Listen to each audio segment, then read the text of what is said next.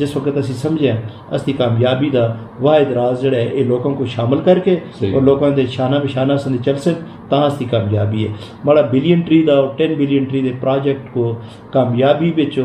अगर ज़्यादा में ना हाँ कम अज़ कम 75% किरदार लोगों के उसकी वजह है कि लोगों से अपनी जाइयां दित्तियां, लोगों से माहदे किए, लोगों से उन्होंने जाइयां दी हिफाजत कीतियां, उन्होंने अपने जंगलों में अग बुझाई और वो बूटा लाया जोड़ा उन्होंने सपाहिया। उसकी वाहिद वजह उन्होंने लोगों की इस काविश नाल इस वक्त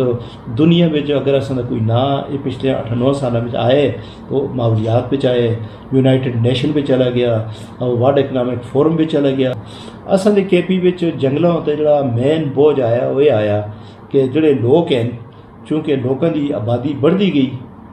लोगों की आबादी बढ़ने नाल जोड़े असां जंगल से बहुत सारे जंगल लोगों से कन्वर्ट करते उन्होंने आबादियां भी जमीना भी कर छड़िया। पहले रोड वगैरह बनने रोड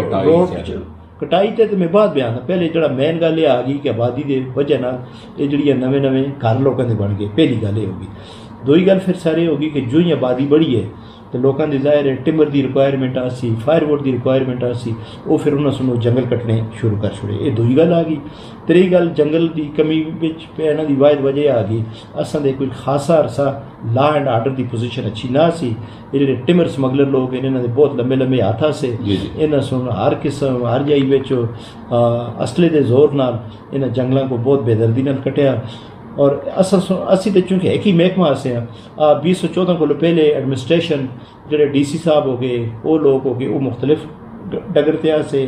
दुए जोड़े मुख्तलिफ लोग हैं ना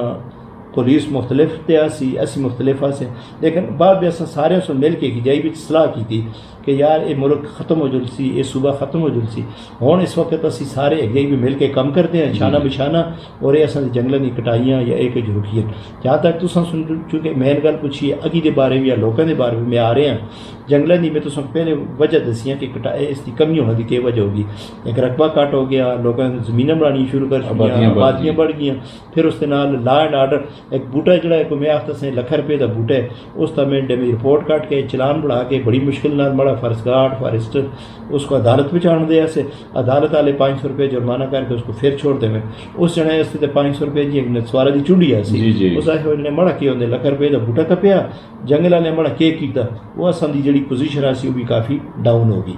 हुण अल्लाह ताला कीता, अल्लाह ताला एक निज़ाम बनाया असां लोगों सुन भी जी तरली अदालत में अगर असां के खिलाफ घट फैसला होंगे फिर असी उतनी बड़ी अदालत में जुड़ते हैं। होना ये